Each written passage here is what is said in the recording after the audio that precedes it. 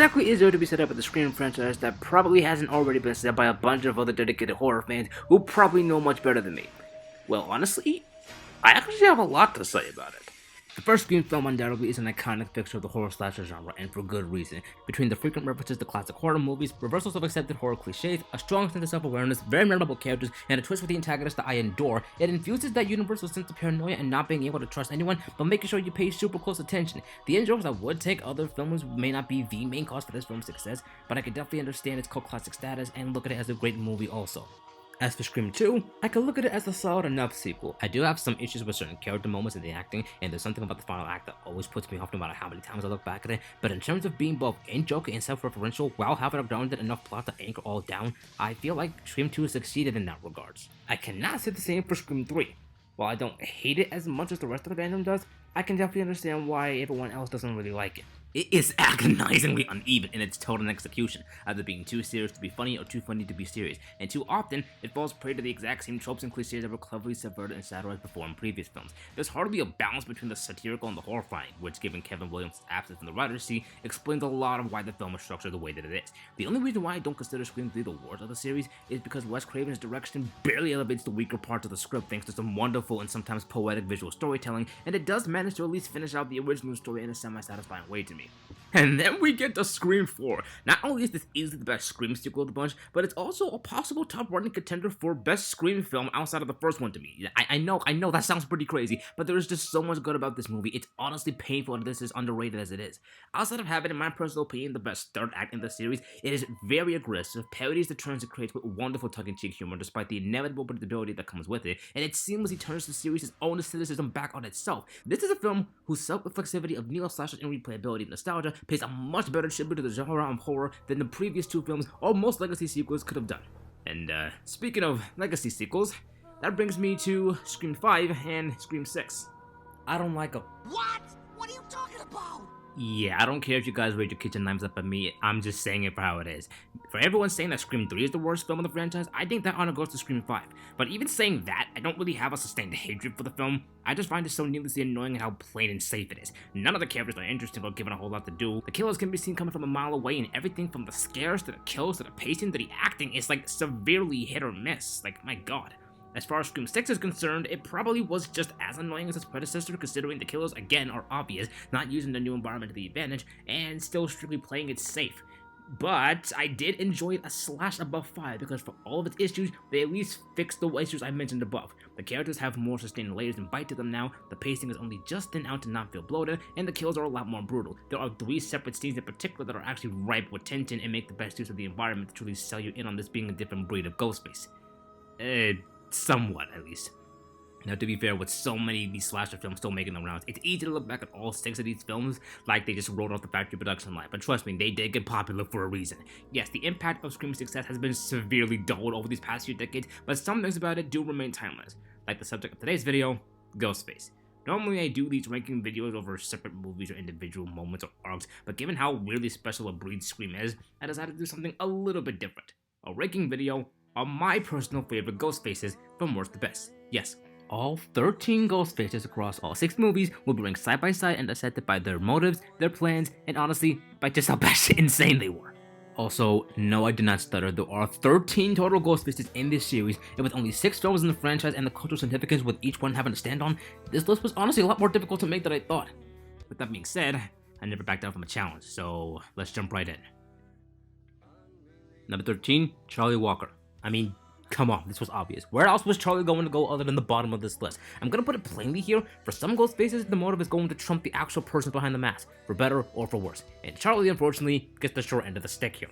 As a high schooler that developed a certain affinity for metafictionality like the late great Randy Meeks, Charlie's position as the cinema club geek did help sustain his love and passion for the horror genre and the stab franchise in general, but not enough to where it would get him noticed by fan favorite Kirby Reed, which made him easy pickings for Joe Roberts to take advantage of. Essentially the muscle of the duo, he carried out admittedly a fair share of truly brutal kills and bloody crime scenes, but all the mistakes surrounding him dissipates away the instant we know what his motivation is, and swiftly thinking, Joe put him out of his misery.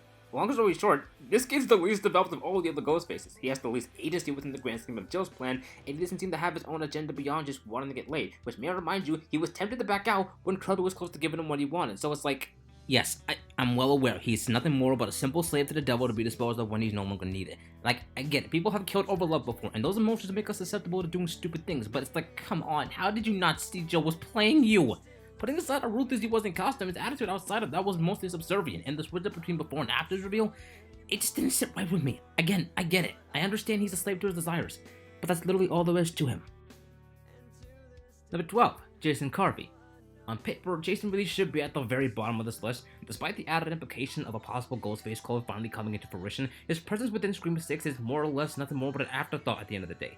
But I decided to bump him above Charlie for one key reason. At least his mere existence actually gives us something different in the franchise, if only for a little while. All we really know about him was that he, alongside his roommate Greg, and no, he's not a Ghostface on this list, shut up, similar to Amber and Richie, were regulars on the Stab subreddit and were enticed into taking up the mantle and continuing Ghostface's reign of terror. Putting aside butchering a science teacher over a C- grade, his plan revolved around finishing what Richie started, completing his movie by finishing off Sam and Tara, and then he attacked to pieces by the actual Ghostface. I think it's safe to say that Jason has a little bit more character than Charlie in the short runtime he's given, and some parts of him are at least intriguing. Jason described himself as having blue balls from killing, meaning that he may have already killed before and actually wanted to satisfy his bloodlust a little further before the grand finale, if you will. I guess that makes sense for someone who grew up idolizing the madness that the damn mask is linked with. His motive is very well a rip-off one, wanting to finish Richie's movie by going after the Carpenter sisters, but even so, I think the main reason why the very inclusion of his character is so frustrating to me, and the reason why he's still at the bottom of this list, is because it set the stage for something immensely different for the Scream franchise and just didn't do anything with it. You begin to get snippets of something different happening as soon as he takes off his mask, as he chats with Tara, as he cleanses himself from the horrific deed he just did, and places away his horror memorabilia. You have so many questions running through your head, like how is he going to worm his way into the others' lives? How long are they going to possibly catch on? All that build up, and he's just off the next few minutes. The very way this character just comes and goes also effectively tells the entire story for Scream 6 to me. Introduce new ideas and concepts, but then proceed to do nothing with them and then go back to basics. And speaking of going back to basics, numbers 11, 10, and 9, Ethan, Quinn, and Wayne cursed. Now from the opening killer to the actual killers, and yeah, I'm not sure if this is any better. The fact that I have to group all three of these into one section is not very good. This is the initial issue with having way too many characters in a film. Not everyone's going to get the equal amount of screen time as they want, so you have to make do with what you got. I do feel like Dermot, Jack, and Leanna did the best they could with what they were given, and only elevated their limited characters by default by just being campy and cheesy and crazy near the end. If you really want me to pick a favorite from this bunch, it probably would be Quinn, from the way she effortlessly switches from the oblivious concerned roommate to fully embodying the villainous aura of the Ghostface mantle in a believable manner. Not to mention, she actually gave Gale a pretty good fight. Wayne would have to be close behind her, as him being a cop allowed for some nice physicality, especially at the corner store scene. I wish I could say more about Ethan, but he's just sort of there. Fulfills his purpose, pats out the roster, and just dies when he needs to. The characters they are stuck with just don't really do them a whole lot of justice for them to really grow out of it. Even putting aside the fact that this is yet another motive we've already seen, them getting revenge for the death of a loved one, and how all three of them were ridiculously easy to kill. The circumstances of how this happened and what led up to it gets very foggy once you sit back and think on it, because it becomes very clear that these three did not think this through at all. For starters, there's no way anyone other than Quinn, Sam's roommate, would have gotten access to her ID card. Secondly, how they even got Quinn's fake death is another thing. Yes, the Scream franchise has proven that it is possible to fake somebody dying, but to Roman Bridges' defense, Gale was the only witness to him dying at the time. Everybody saw Quinn's body, plastered limp and bloody as it was flown through the door. Apparently, since Wayne was the first one on the scene, he swapped out a body with a fresh one and some prosthetics. Those were his direct words. First of all, those bodies have to get taken to an autopsy for examination and identification. There is no way the coroner or the rest of the team would have noticed any of that. Finally, and most damningly, how were y'all planning on getting away with it? Because it seemed to be boiling down to a lot of luck and contradictions. Changing their last names alone is questionable since they run background checks on you when you transfer police stations. So how the hell did Wayne get away with making it to New York without having some strings pulled? Especially since his son was the hottest murder case the year before.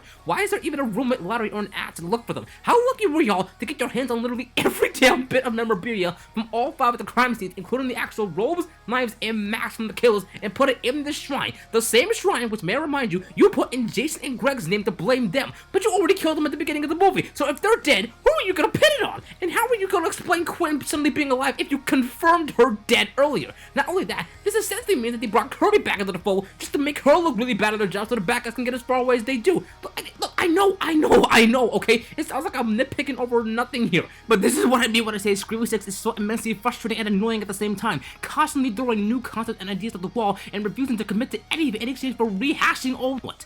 Look, picking apart this entire plan is a logistical nightmare because not only does it make just them, but the entire plot look finicky and incompetent, But the fact that radio silence made it painfully obvious who the killers were going to be, and yet went out of the way to throw curveball after curveball to distract us, it is mind-boggling to me, okay? I get that's what these films are supposed to be doing, but just try harder at this, for crying out loud. Number 8, Amber Freeman. I feel like I have to dissect the elephant in the room here because I can tell there's no way I'm going to be able to get past this section without mentioning it at least once. This 5'2" high schooler was able to butcher Dewey with relative ease. Yes, I am aware that Dewey was old and broken down and drunk and had severe nerve damage that limited his abilities and got distracted literally last second, so in a way, they did set up how she was able to do it. It just feels like I'm missing something here. Putting aside the fact that she scored one of the biggest kills in the series, Amber doesn't really have a whole lot going for her outside of the motivation and Mikey Madison's gleefully sassy performance. Trust me, from the instant she reveals herself, she does a wonderful job of chewing up the scenery when she's given a chance, and it leads to one of the better performances of the film by default. As for the character herself, I will say her reveal as one half of the killers did startle me, if only because of how forward she was with it, showcasing impatience and getting to the final act while being heavily eccentric and mostly volatile, and that's what makes her both vaguely interesting and uninteresting at once. She's essentially the requel homage to Stu Walker, outside of being the lapdog to the criminal mastermind, fading naivete and childish outbursts about the crimes being committed, and living in the same damn house. The references are hard to ignore once you see it. Now, as far as the motivation is concerned, this is yet another instance of the motive trumping the actual killers here. While Amber and Richie say they want to create inspiration for a better stab movie since the last ones weren't that great to them, this is just one of many layers of the giant nesting doll that is toxic fandom. Toxic fandom has been an issue for decades, and the internet with social media has only made it worse these last few years alone. It may be exaggerated in some instances, but you've had teenagers and even adults try and kill someone all over a mild annoyance, and some fans have expressed violence or death threats over an opinion, and even expressed delight at suicide over their hated ones. Seriously, if you've been on YouTube or Twitter long enough, you can see the crazy. So the idea of someone killing over an opinion or movie can and often has already happened, and as a framing device to center a screen film around, considering the state of the franchise and starting anew with a new lead, it's not hard to see why they would want to make that the motive. Hell, I wasn't even a fan of this motive originally until I stewed in my thoughts for a little bit and carefully considered the discourse people had about it. A discourse that I myself caught into pretty quickly, to the point where I was almost considering giving this movie credit for almost proving its point. Sounds all fair and good, right? Well, there's a few issues that come with that. First of all, I can get behind them wanting to give some filmmakers some fresh inspiration to do things differently with potential future installments, but considering she's as big of a stab fanatic as Richie, she should have some semblance of respect and idolization for the trio to, not kill them all and classify it as a win for the fans in this elaborate fanfiction kill scheme. And two, as much as I'm willing to turn around to liking the motive nowadays, it really doesn't make up for how safe the rest of the movie was before that point. Especially if you consider that, again, Dewey's death was the only death that really mattered and how weighted the movie. It all boils down to execution at the end of the day, and there's only so much references, callbacks, and homages can do to mask the stint of a pedestrian effort. Amber's character and her dual motivation with Richie suffer as a result of that. Although, yes, she does go out in bewilderingly epic fashion, being set on fire. Gee, why does that look familiar? The best I can really give Amber is that the last stretch of the film elevated her to the likes of Clayton and Sykes. You were a pretty standard and forgettable villain, but you at least gave a pretty badass death scene. Number 7, Roman Bridger, the Tony Stark of the Ghostfaces, and also Sydney's half-brother. Okay, yeah, before I get into that, I need to explain why Roman, of all people, lands square in the middle of my list here. And I think what it boils down to is that both the good and bad about him as a ghost, they sort of cancel each other out. Apparently, he and Cindy had the same mother, Maureen Prescott, but she used to be an actress back in the day by the name of Rena Reynolds, and those days did not shine brightly upon her to where she ended up having to give birth to Roman prematurely and giving him up. Not wanting to have any ties with the life she left behind, she cut Roman out of her life, and in doing so, well, you have an idea.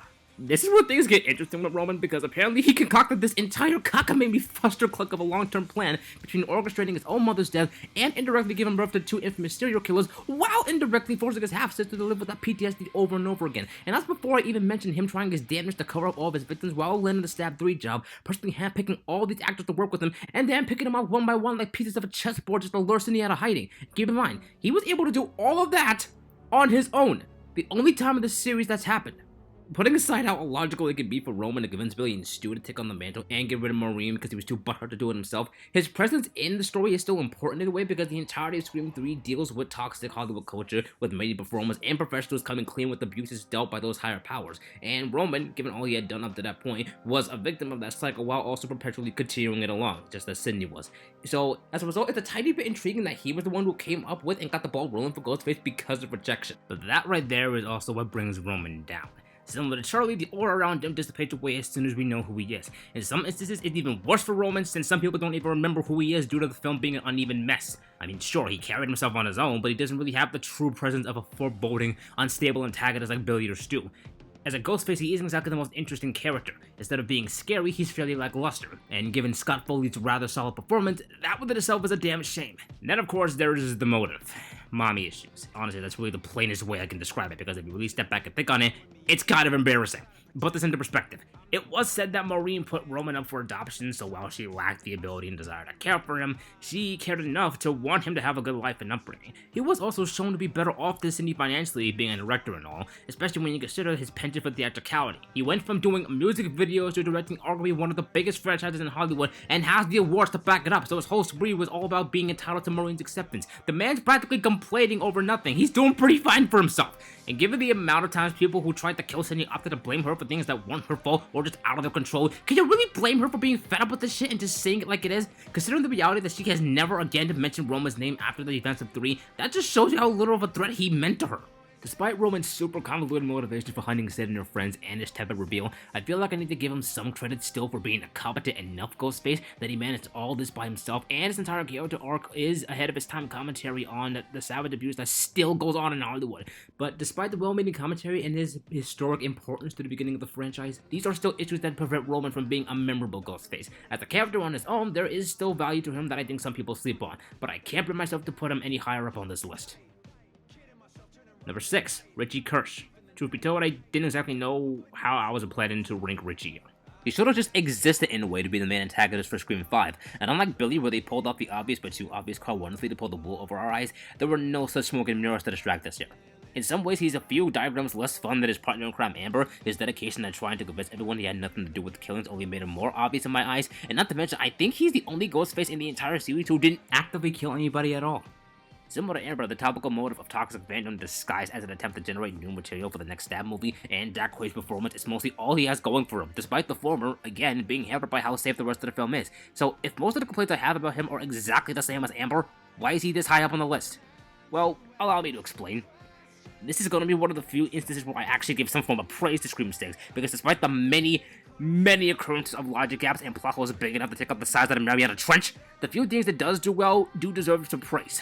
It turns out Richie was more than just a whiny, self-absorbed stab fanatic or appearance to the original film.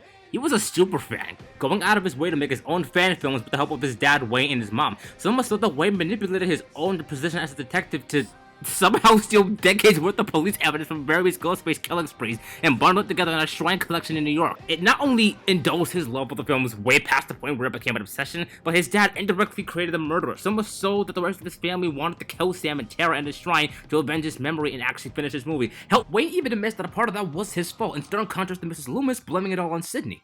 Look, Richie might have stuck out like a sore thumb during 5, but 6 proved that he made more of an impression during this stretch of the saga than I originally expected. Between the subreddit he was already a part of, the subreddit his family started to turn everyone against Sam, and everything that happened to the Carpenter sisters and their friends, and considering Gale almost bit it because of his family, it's safe to say Radio Silence took whatever momentum Richie garnered during his time in Scream 5 and capitalized on it the best way they could. I may not be a fan of the execution, but as far as how his consequences shaped the end of the 5th film going into the events of the 6th one, it's sort of undeniable that he's left a pretty big mark of the series as of right now. So yeah, him being the top on the list mostly boils down to how his death and the lasting impact of his deeds already has and could shape the potential end of the franchise going into the future.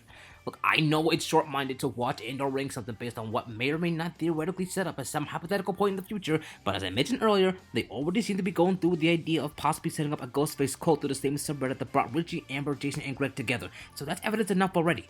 His motive may suffer, and Richie's mere presence, adaptability, and aura barely make him a decent Ghostface and mastermind simultaneously, but it opens up so many more possible routes for Radio Silence to take the 7th installment in. If not a new direction, then at least an innovative one that could bring both the old and new generation together for one last scare. And as much as I hate to admit it, Richie is at the centerpiece of that. Number 5, Mickey Altieri. Surprise, Sydney. Now this ranking right here was a challenge. Mickey Altieri was without a shadow of a doubt the most difficult Ghostface I had to rank among the rest of his colleagues, especially since I mentioned all the way back at the beginning of this video that I had issues with the final act of Scream 2. Something about it that always bugged me, and for a while, I thought most of it came down to the execution of the killers. I thought they either had too little impact to really matter, or felt like a cheap cop-out. I could not have been more wrong about either. Now, in comparison to Nancy Loomis, yes, he's the least memorable of the two Ghostfaces, but on his own, he's actually kinda grown on me. First of all, Timothy Olyphant's performance. Talk about chewing up the scenery whenever given the chance. He does an excellent job having 1 foot in sanity and 1 foot out. A solid enough film student who seems to be poised to be the next Randy, and a better one than Charlie, and a very great lunatic when the other hammer drops, especially in the way he manipulates others and likes the thrill of playing mind games and causing disruption. Not to mention how good he is at it. In some ways, he's like an eldritch combination of Billy and Stu, only more mature, I guess. But what really sold it for me was his motive and mentality. He has no conscience. He's possibly one of the most dangerous Ghostfaces out of the rest of them because he has nothing to lose and everything to gain out of what he does. Mickey doesn't really claim any personal vendetta against Sidney or her friends, nor target them in any special way. Mickey might even genuinely like them, honestly, but it doesn't matter at the end of the day because he likes killing more. He's proud to wear the mask and wield the knife, proud to be a copycat, and his motive really isn't that crazy in the grand scheme of things. Being fully aware of how psychotic he is, he wants to put his film knowledge to the ultimate test by letting himself get caught and work the system into claiming he's innocent. And the fact that he was already an up-and-coming serial killer before Billy and Stu put the tower to overdrive in terror is a testament to how conniving and methodical he is. And when you consider the fact that his entire arrangement with Mrs. Loomis was nothing more than a business transaction, one where he hoped to receive payment with the financial backing and tuition expenses to gain even further infamy, it immediately elevates Mickey from a one-dimensional archetype to a greedy son of a bitch. As far as what holds him back, it's fairly simple. He's barely in the movie at all. The man's almost an afterthought until he reveals himself, and when he does, it's less shock and surprise and more of a shrug. And realistically speaking, in regards to his plan, any lawyer would have told Mickey that he'd be lucky to get 20 years in prison at best. But even saying that, Mickey might have still gotten lucky at the end of the day, if only because of the way our justice system has been designed to where we rather let thousands of criminals walk free than send innocent people to jail. However, as is, quality screen time matters more than quantity, and the few scenes he did have work out in the long run after extensive rewatches, so I guess it's fine now. Number 4, Stu Macher. The one Ghostface people cannot seem to shut up about, and understandably so. While there have been many Ghostfaces who pulled off the crazy psychotic nature of what the mask brings and the slop that comes with it, nobody has pulled it off before or since better than Stu. Right off the bat, I think the main reason he gets this high up on the list is because, yes, he's hilarious in almost every scene he's in, and yes, he's the most quotable of all the killers that came after him, but what really cements his place this high up is Matthew Lillard's performance and his motive, or should I say, the lack thereof.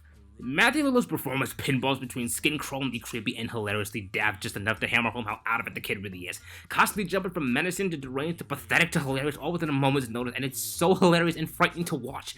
Just like the previous entry, versatility comes a long way, and Shaggy thrives off of being this thrill seeker. He's jittery, energetic, completely erratic, and he gets off of how other people react to him or anyone else. And not to mention his motive as well. The Ghostface who did it for fun. Surprise, Sidney. The man simply did not care who got killed or who he killed in the process, and Billy mentioned it firsthand as well. It's a lot scarier when there's no motive to pin it down to. He literally let his former girlfriend get hacked to pieces, dated the sister of the soon-to-be deputy, and just carelessly sent her to the garage only to literally split her in half. And I'm sorry, that speaks of someone who has a lot more agency in this supposed partnership than someone succumbing to peer pressure. I'm far too sensitive. Let's not forget he looked every bit as shocked as Sidney was when Billy revealed his motive. He had no idea how personal this was for him. But that goes into my next point still. Even if you want to spin that narrative that he was pressured into this role, there are so many clues and hints spread throughout the film and the house that prove that it's more complicated than that. It offers a lot of subtle and subdued bits of storytelling that actually build a case that set in the puzzle of his psyche. There have been a few comments out there pointing out that Stu was killing out of a need to either prove himself a man, hence his rather misogynistic actions, or to find affection elsewhere. Looking back at the film again with this knowledge in mind, it brings Stu around in a completely different light. The man isn't a complete goofball. He actually has some layers to him. I'll be right back. Unfortunately, bumping him down to number 4 was inevitable because despite the many well-hidden and disturbing signs that showed how Stu was just as messed up and tragic as Billy, the man is still comic relief at the end of the day, and it's hard sometimes to take him seriously as a result. And let's be honest, the kid had no chance in hell against Sidney. That being said, I can sort of understand why people think of Stu so fondly as both a character and a killer. Not only is he the life of the party, he's the Ghostface with perhaps the most baggage and most untapped potential. It makes sense in a way why people have and still want Stu to come back. Hell, Matthew Lillard himself said he still wants it. It was supposed to happen back in Scream 3, but plans went horribly awry, and he had to scrap the whole thing, leading to the uneven mess we ended up getting. Is it still too late though? Is it possible to bring Stu back for one last hurrah for the inevitable Scream 7, depending on if Neve Campbell comes back, and if Hollywood actually grows the damn backbone and pays its writers and actors? That remains to be seen. But for now, I feel content with placing Stu in the top 5 where he belongs. You're gonna love this one. It's a Scream, baby. Hold on a second. I'll be right back. Number 3, Nancy Loomis. Now we're getting at the top tier territory here, and after what I've seen in Scream 6, I have no qualms admitting that Nancy Loomis was better than the entire fucking kills we ended up getting in that film. While the entire matter of her plan comes off rather soap opera-ish, it's the simplicity in her plot and Laurie Metcalf completely diving headfirst into the meta subtext of her character that turns Scream 2's ending into one of the better finales for the series. Again, my issues with the final act of Scream 2 have to be addressed. It wasn't so much the kills I had an issue with, more than the staging of how the final act ended up playing out. You can say that It Feeling stage was meant to be its intention, but still, it always came off too restrictive to me. The killers, again, are anything but that, even if the choices they make are a little questionable. Sure, having Billy's mom lose 20 plus pounds and undergo plastic surgery, and successfully coming up with a fake name to get close to Sydney in the game was off-putting a little bit, but it did end up building itself around a pretty solid alibi, using the Debbie Saw alias to get close to the group and let Mickey take the fall, and since Debbie didn't exist, she would disappear without a trace. She's probably the best killer of the bunch to benefit from hiding in plain sight, and being smart enough to have Mickey do most of the heavy lifting, and be one step ahead of the curve to throw him under the bus when it came to. And that's only strengthened by Laurie Metcalf's performance. The emotional volatility, the frantic energy, the crazy eyes, the meticulous way she approaches and handles her character with such a disarming presence immediately elevates her beyond what probably should have been a cheap plot twist. And speaking of her character, very nicely done. Variety might be the spice of life after all, but sometimes simplicity is the key, and it's one of the many things Nancy has going for her. This was the first time someone in the Scream series was killing under the guise of good old-fashioned revenge. And while there isn't anything new about that, at least it makes more sense in 2 rather than 6, because at least it feels more realistic here. Then again, I am talking about realism in a series where the killers always pop up for one last scare after being killed already, people can survive multiple stabbings and walk it off like it's a damn paper cut, and where one of the biggest rumors surrounding the Scream franchise is Shaggy somehow surviving a TV electrocuting him to where he could hide for decades waiting to operate this Ghostface cult behind the scenes. But I digress from the topic. Her pain as a result of Billy's killing spree is apparent, almost more so than her bloodlust, but it's also Nancy's anguish and conflicting feelings at the forefront about loving her son that put her more in the spotlight if anything else, even if you put to one side that she was the one who left her family after the fact. You can really tell that being cheated on and then being blamed for her son's psychotic behavior and then losing him before she can reconcile with him really screwed her up. Can you imagine your only child, the one you held and nurtured, growing up and then committing murder? It's hard to imagine how one would reconcile with still loving the child they made while also accepting that that child is a monster now. And that's what leads Nancy to that little worm, you know? Because the more you try to find it, the more it likes to hide. See, that is a nasty little worm, and I think it's called... What's it called now? Oh yeah. Beyond selfish desires or having a superiority complex, Nancy falls more into the category of having intense self-admiration for herself to where she can't accept that most of this was just as much her fault as Maureen's. Then again, accepting any of that was probably too hard for Nancy to willingly do, so she disregarded any and all logic and blamed Sydney for taking Billy away from her rather than just admit it was her negligence for her own son and family that indirectly led to her son becoming a serial killer and many of the events of the series even happening. Yes, she still clearly cared about Billy, but she's no angel either. She has sympathetic qualities to her by default as a mother avenging a boy's death and the role she played in the destruction of her family, but that doesn't make her sympathetic, it makes her freaking hypocritical. She still left him with his dad over the affair, abandoning him in the process, and now you have the balls to come back and play the good mother card? No, you don't get any brownie points for that, especially after murdering our beloved Randy Meeks, a death which still burns my soul to this day. Between the absolutely bonkers performance Laurie Metcalf gave us and a motive that stems mostly from logic and reason, she's how you do the revenge plot in a Scream film if you want to go down that route, not the slapdash fuster like the rest of the curse tried to pull off, which I can see coming a mile away. She may not be my personal favorite, but I go so far as to call her the most underrated Ghostface. Her ability to weaponize her maternal instincts while simultaneously using the struggles of motherhood to justify her own selfish or psychotic deeds is extremely disturbing, and I think her boy would be proud of that. And speaking of... Number 2, Billy Loomis. We all go a little mad sometimes.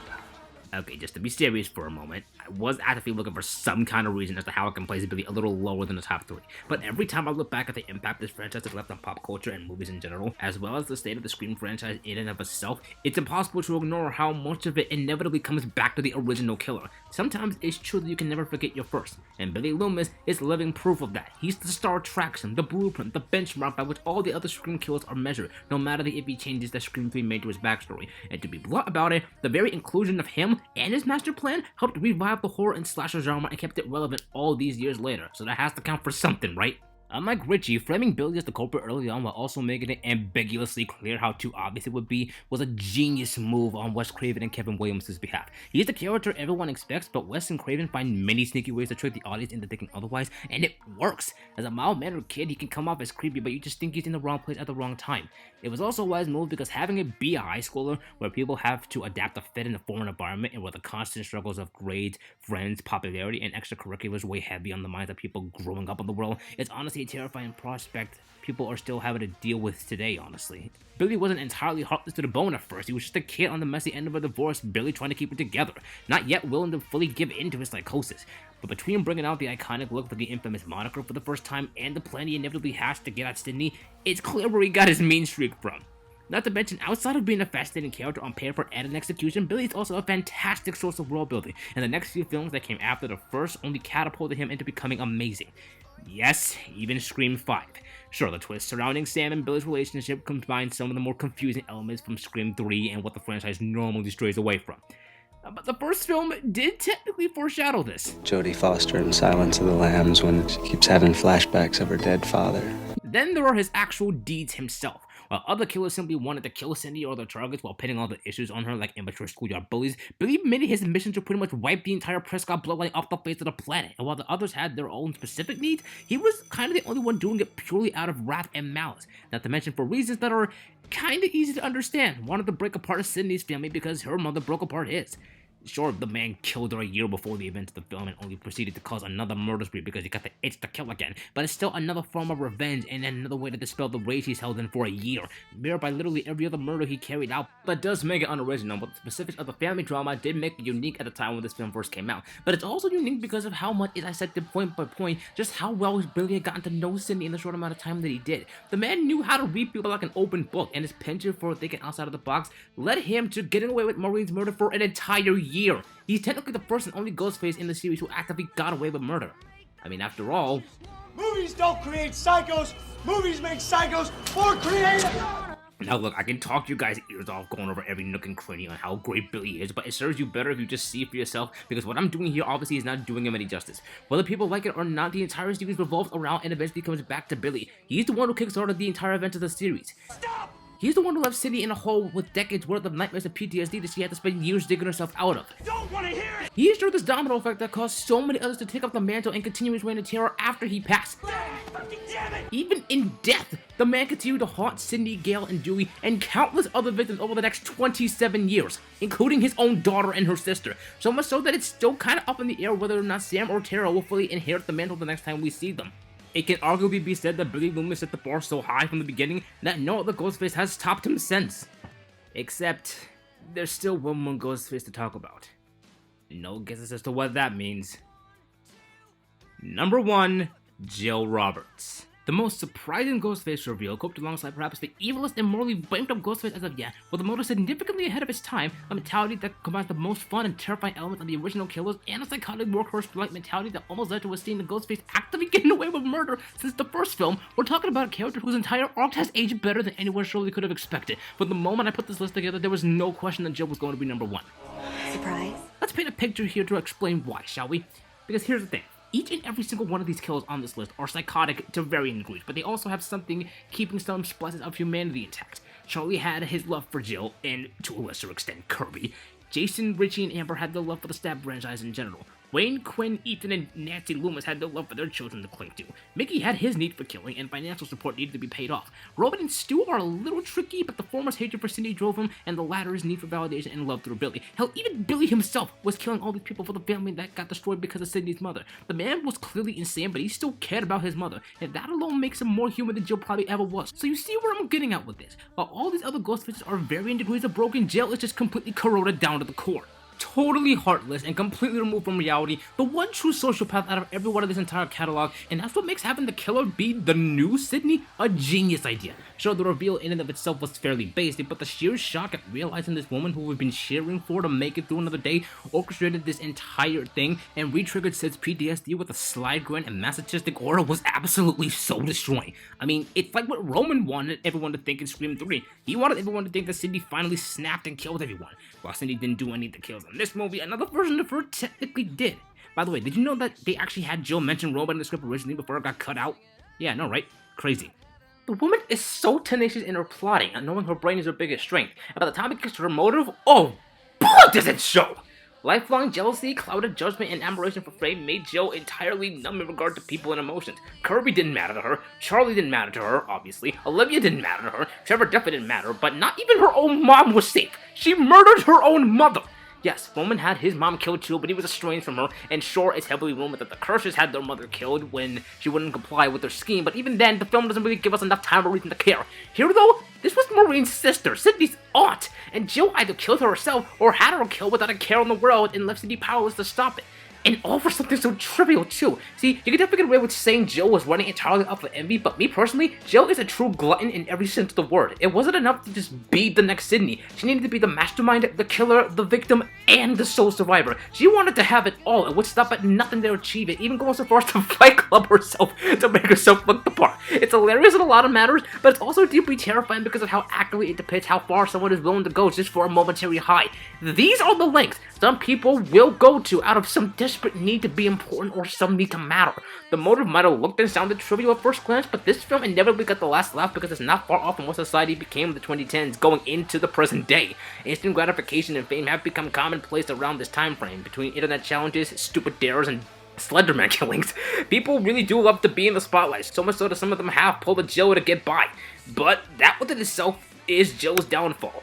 Each and every Ghostface have their fast share of differences, but the commonality between all of them is that when the chips are down, they always underestimate Sydney, and Jill is no different. Sure, Sydney still being alive was a massive hitch in her plan, but even so, Dewey and Gale would have figured it out. It was her regardless, because the truth is, Jill was too egotistical to let any of it slide. She came across as someone who just had to gossip about it no matter what.